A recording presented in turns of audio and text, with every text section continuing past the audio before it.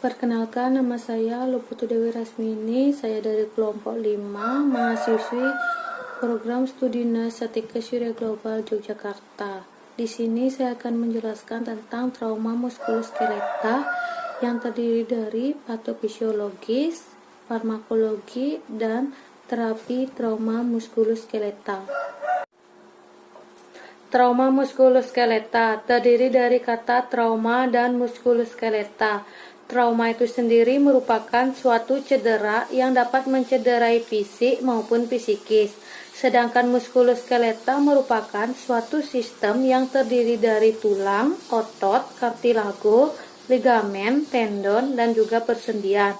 Jadi, trauma muskuloskeletal merupakan suatu kondisi yang mengganggu fungsi tendon, fungsi tulang, dan juga fungsi persendian. Baik, selanjutnya di sini ada sistem anatomi tubuh manusia. Teman-teman bisa melihatnya sendiri, itu ada tulang tengkorak, ada tulang belakang, ada tulang pelvis, ada tulang ulna, tulang femur, ada tulang radius, ada tulang patella, dan tulang lainnya. Teman-teman bisa melihat dan mengamati secara sama-sama ya. Trauma pada muskuloskeletal. Yang pertama itu bisa terjadi di kulit seperti jejas dan luka. Yang kedua bisa terjadi di bagian otot seperti memar, ruptur. Yang ketiga bisa terjadi di bagian tulang seperti fissure dan fraktur. Yang keempat bisa terjadi di bagian tendon seperti laserasi dan ruptur. Yang kelima bisa terjadi di bagian syaraf seperti neuropraksia, neurometris, dan akonometris. Dan yang keenam bisa terjadi di bagian sendi seperti dislokasi. Selanjutnya di sini saya akan menjelaskan salah satu dari trauma muskuloskeletal, yaitu tentang fraktur. Fraktur itu sendiri merupakan rusaknya kontinuitas dari struktur tulang, tulang rawan, dan lempeng pertumbuhan yang disebabkan oleh trauma dan non-trauma. Selanjutnya di sini ada klasifikasi fraktur. Yang pertama itu simplex atau fraktur tertutup, di mana pigmen tulang tidak menembus kulit. Nah, di sini fraktur tertutup ada beberapa klasifikasi tersendiri yang berdasarkan keadaan jaringan lunak di sekitar trauma. Yang pertama itu ada tingkat 0, yaitu fraktur biasa dengan SEM atau tanpa cedera jaringan lunak di sekitarnya.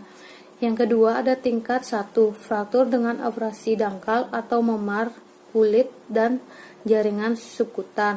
Yang ketiga ada tingkat 2, yaitu fraktur yang lebih berat dengan kontusio jaringan lunak di bagian dalam dan mengalami pembengkakan.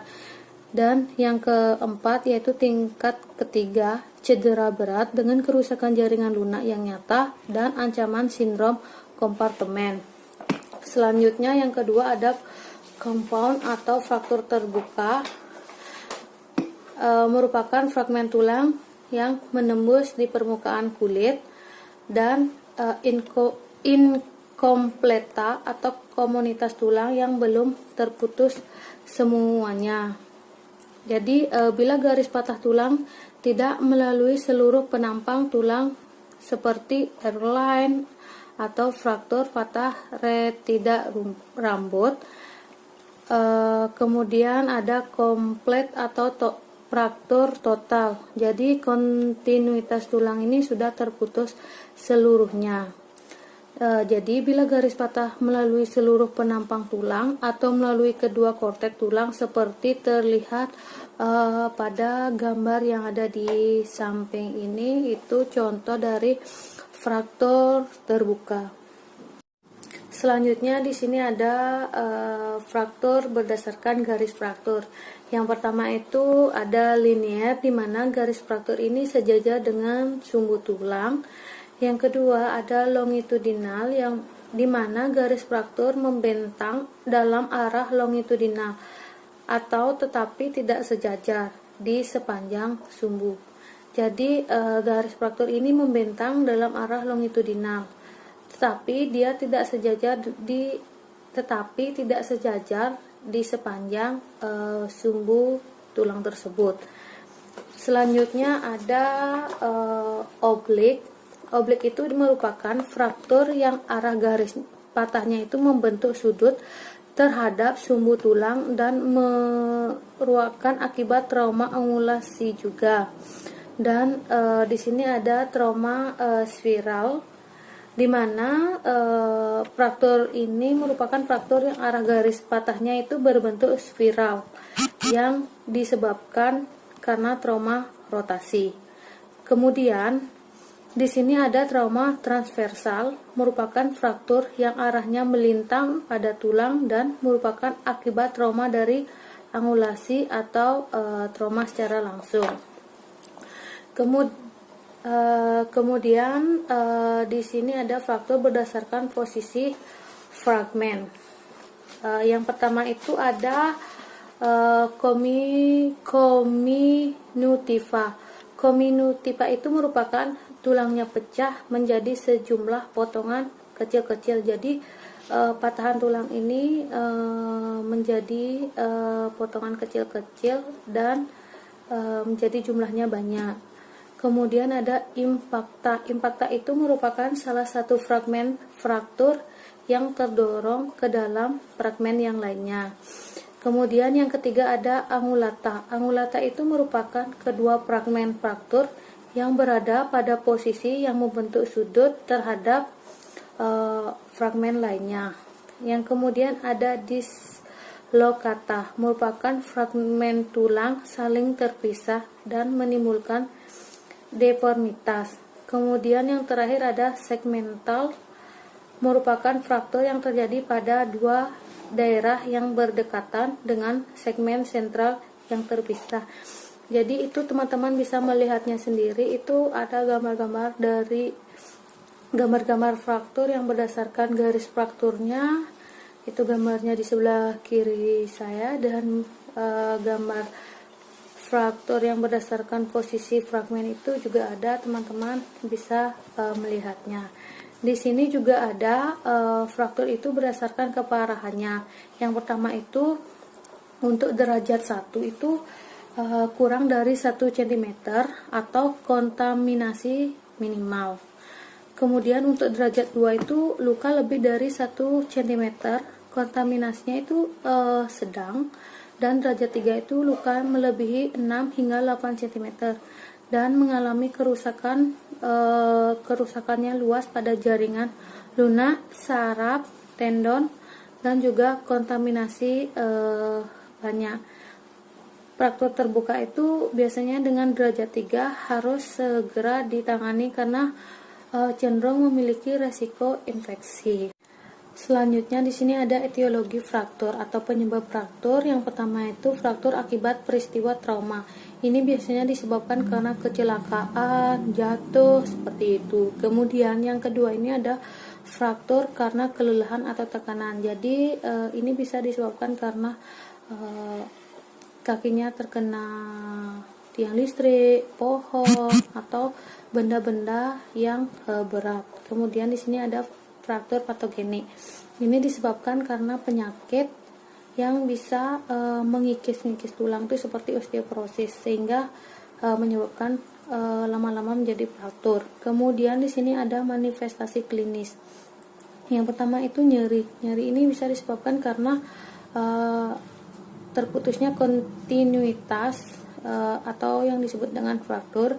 Kemudian yang kedua itu ada memar. Memar di sini bisa disebabkan karena terbenturnya jaringan kulit. Kemudian yang ketiga sulit menggerakkan tubuh. Ini bisa disebabkan karena fraktur. Kemudian terjadinya pemendekan tulang, terjadinya sprain dan edema. Ini bisa disebabkan karena akibat vasodilatasi dan infiltrasi leukosit serta sel-sel emas, dan deformitas yaitu akibat kehilangan kelurusan yang dialami. Selanjutnya di sini ada patofisiologis. Yang pertama itu terjadinya cedera, baik itu kecelakaan, karena trauma, karena terjatuh, atau karena penyakit osteoporosis, sehingga menyebabkan terjadinya fraktur. Fraktur ini bisa menyebabkan rusaknya jaringan lunak, sehingga terjadilah fraktur terbuka maupun fraktur tertutup. Terjadinya kerusakan jaringan lunak ini bisa ditangani tindakan yang disebut dengan preoperasi. Selanjutnya, preoperasi itu seperti kita melakukan balut bidai. Kemudian sesampai di rumah sakit kita melakukan operasi. Kemudian setelah operasi itu namanya post operasi atau pemulihan, sehingga bisa terjadinya nyeri karena operasi tersebut dan juga terjadinya adanya luka. Nyeri ini bisa menyebabkan gangguan rasa nyaman. Gangguan rasa nyaman ini bisa kita tangani dengan cara terapi farmakologi dan terapi non-farmakologi seperti teknik relaksasi napas dalam dan juga mengalihkan rasa nyeri tersebut. Post operasi ini bisa mengalami gangguan aktivitas sehingga menyebabkan mobilisasi. Kemudian post operasi ini bisa terdapat adanya luka sehingga bisa menimbulkan resiko perdarahan dan juga menyebabkan resiko infeksi. Selanjutnya di sini ada komplikasi dari fraktur. Yang pertama itu shock. Shock di sini bisa disebabkan shock ini bisa terjadi karena shock hipovolemik yang disebabkan karena kehilangan darah terlalu banyak atau yang disebut dengan perdarahan, dan bisa menyebabkan penurunan oksigen. Dan ini terjadi biasanya pada fraktur ekstremitas, toraks, pelvis, dan vertebra. Kemudian yang kedua ada sindrom emboli lemak. Merupakan fraktur globula lemak dapat masuk ke dalam pembuluh darah karena tekanan sumsum tulang lebih tinggi dari tekanan kapiler. Kemudian di sini ada sindrom kompartemen. Sindrom kompartemen ini merupakan ditandai dengan kerusakan atau destruksi syaraf dan pembuluh darah yang disebabkan oleh pembekakan atau edema di daerah fraktur. Kemudian ada kerusakan arteri. Ini pecahnya arteri karena trauma biasanya ditandai dengan tidak ada nadi, CRT menurun, sianosis bagian distal, dan ekstremitas teraba dingin. Kemudian terjadinya infeksi. Infeksi ini disebabkan karena sistem pertahanan tubuh itu rusak bila ada trauma pada jaringan. Pada trauma ortopedik ini, infeksi dimulai dari kulit dan masuk ke dalam. Ini biasanya terjadi karena fraktur terbuka dan bisa terjadi juga karena penggunaan bahan lain dalam proses operasi atau pembedahan seperti pin dan plat. Kemudian ada avaskular nekrosis. Ini terjadi karena aliran darah ke tulang itu mengalami kerusakan atau terganggu yang biasa menyebabkan nekrosis tulang dan diawali dengan adanya Kemudian selanjutnya ada pemeriksaan penunjang untuk pasien fraktur. Yang pertama itu X-ray untuk menentukan lokasi atau luasnya fraktur. Yang kedua itu ada scan tulang untuk memperlihatkan fraktur itu lebih jelas dan mengidentifikasi keluasan kerusakan jaringan lunak. Yang ketiga itu ada arteriogram, yaitu untuk memastikan ada tidaknya kerusakan vaskuler. Yang keempat itu hitung darah lengkap untuk mengetahui adanya hemokonsentrasi yang meningkat, peningkatan leukosit sebagai respon terhadap peradangan. Selanjutnya ada kreatinin, yaitu untuk mengetahui adanya trauma otot meningkat, beban kreatinin untuk clearance ginjal. Kemudian yaitu ada proper koagulasi, yaitu untuk mengetahui adanya kehilangan darah. Selanjutnya ada penata laksanaan fraktur, yaitu manajemen farmakologi dan non-farmakologi. Manajemen farmakologi itu seperti analgesik narkotika, yaitu pereda nyeri tingkat sedang sampai dengan nyeri berat yang akan memberikan efek euforia.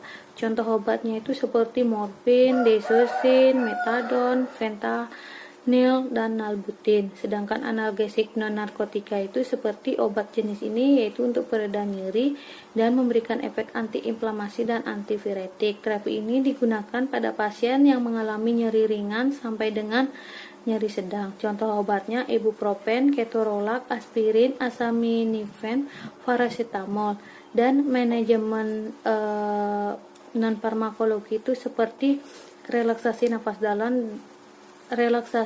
dalam dan juga akupuntur. Untuk teknik relaksasi nafas dalam, teman-teman bisa melihat pada gambar itu ya, seperti tarik nafas dalam hitungan 1-2 detik dan mengembuskan dengan hitungan 1, 2, 3, dan 4.